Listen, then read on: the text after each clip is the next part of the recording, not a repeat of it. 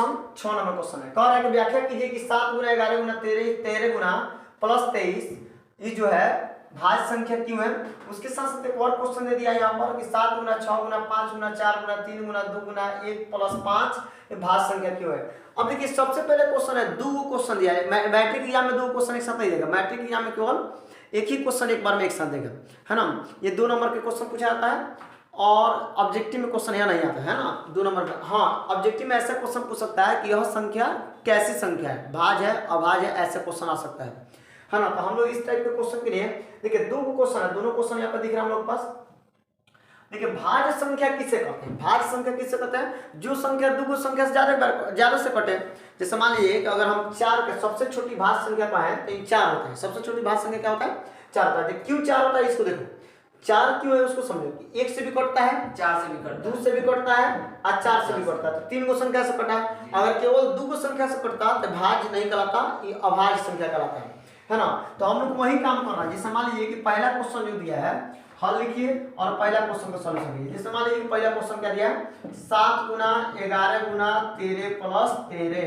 अब देखो इसका सॉल्यूशन आसान करने के लिए आप तो डायरेक्ट भी कर सकते हैं लोग, क्या कर सकते हैं लोग डायरेक्ट कैलकुलेशन को भी लिख सकते हैं, लेकिन अलग अलग कर ले कॉमन निकाल के आसानी से बन जाएगा। देखिए इसमें 23 है 13 है और इसमें भी 13 है, दोनों में 13 है तो 13 13 दोनों में दिख रहा है तो 13 निकालिए बाहर। तो 13 जब कॉमन ले लेंगे तो देखो क्या बचेगा, ये समझो यहाँ 7 बचेगा गुना यहाँ 11 बचेगा गुना यहाँ कितना बचा, यहाँ देखो यहाँ पर 13 है तो 13 से 13 कट गया 1 आया प्लस फिर 13 से 13 कट गया 1 आया। कंप्लीट समझो, जहां से कॉमन निकल जाता है वहां पर केवल 1 बचता है। अब ये 13 गुना 11 7 77 77 कम 77 और 1 78 देख लो तो क्लियर कर लो 11 7 77 77 कम 77 में गुना करेंगे 77 हो जाएगा। ऊपर वाला क्या जोड़ेंगे उधर क्या है साइड में 1 का 1 जोड़ेंगे 78 हो जाएगा। अब कंप्लीट करो, अगर मन करता तो तोड़ लो उसको भी, नहीं तोड़ते तभी आ जाएगा। अब सुनो जो भी संख्या बनेगा, देखो इस संख्या जो मल्टीप्लाई करने के बाद जो बनेगा जो भी संख्या तैयार होगा, देखिए अब कहने का मतलब क्या है कि 13 से 78 में हम मल्टीप्लाई करेंगे। जब 13 से 78 मल्टीप्लाई करते हैं तो जो भी संख्या बन के रेडी होगा हमारे पास, जो भी संख्या बनेगा वह संख्या देखिए क्या बनेगा। हम मल्टीप्लाई करके बता रहे हैं 78 गुना 13 करके। अब इसका मल्टीप्लाई करें तो 13 एकदम छोटे दिन जाते हैं 104 के 4 हाथ में गया 10 होगा ना। 13 7 91 को 10 91 को 10 होता है 101 है ना 101 तो 1 0 1 1014 है ना 1014। अब देखो जो 1014 आया है वो 1014 किस किस चीज से कटेगा, जो भी संख्या बने इसमें दिमाग लगाइए। देखिए इस संख्या जो ना 1 से तक कटबे करेगा जी, 13 से कट जाएगा 78 से कट जाएगा और 2 से भी कटेगा क्योंकि लास्ट में 4 है। अब देखिए कटने का अर्थ क्या हो गया कि 1 से भी कट रहा है 13 से भी कट रहा है 78 से भी कट रहा है 2 से भी कट रहा है, इस प्रकार से और भी संख्या से कटेगा। एलसीएम निकाल के देखेंगे तो और भी संख्या से कटेगा। तो हम कह सकते हैं कि इसका है ना अच्छा लिख सकते हैं अतः 2 से अधिक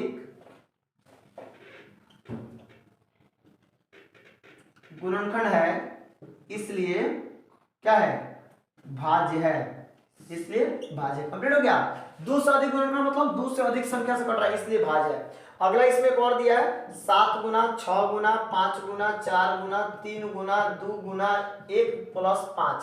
अब दोनों में 5 को माना जाए तो दोनों में से 5 को मान लो, इसका आंसर यही हो गया सर। हाँ दोनों में 5 को माना गया तो 5 को मान लो। 5 को मानने में क्या बच गया 7 गुना 6 गुना। अब यहाँ क्या बचा, यहाँ बताओ क्या बचा 5 ऐसा किस तरह के गौर समझे कहाँ समझे एक गौर क्वेश्चन है अभी कहाँ बनाया है और वहां पर हल लिख सकते हैं ऊपर ना तो ये को हल लिख लिए तो ये हल में 2 हल कहाँ समझ सके एक ही को। तब अब देखो एक ही में क्वेश्चन है तब क्या किए कि पूरा क्वेश्चन उतारिए, उसके बाद क्या किए कि इसमें से 5 को मान लीजिए दोनों में से 7 गुना 6 गुना यहाँ बच गया 1, यहाँ बच गया 1 गुना 4 गुना 3 गुना 2 गुना 1 प्लस 1।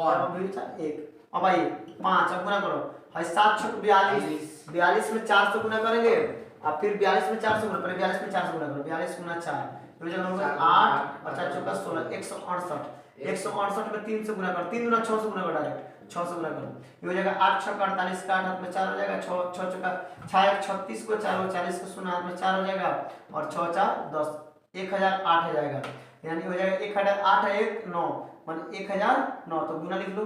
देख लो यहाँ से यहाँ तक गुना किए हैं तो कितना है 1008 और उधर 1 है 1000 कितना आ जाएगा 9। अब जो भी संख्या बनेगा वो भी 5 से भी कटेगा 1009 से भी कटेगा और 1 से भी कटेगा। देख लीजिए इस क्वेश्चन में हम क्या किए कि जो क्वेश्चन दिया था 7 गुना 6 गुना 5 गुना 4 गुना 3 गुना 2 गुना 1 गुना 5 उसको पूरा लिख लिए। इसमें से जो कॉमन निकलने वाला था उसको कॉमन ले लिए। कॉमन क्या निकलने वाला था दोनों में से 5 कॉमन निकला 5 कॉमन निकला 7 गुना 6 गुना 5 कट गया 1 बचा 4 गुना 3 गुना 2 गुना 1 पहले से प्लस का प्लस 5 1 का 1। अब 5 के 5 पूरा मल्टीप्लाई किया और 1 जोड़े तो हमारा 1009 आ गया। 1009 आया है तो हम क्या करेंगे अभी हम एक यहाँ से आगे भी नहीं बढ़ाएंगे तो कोई दिक्कत नहीं है। यहाँ से आगे नहीं बढ़ाएंगे तो भी कोई दिक्कत नहीं। यहाँ पर हम लोग को दिमाग लगाना चाहिए। क्या दिमाग लगाना चाहिए कि जो संख्या दिया हुआ है वो 5 से भी कटेगा।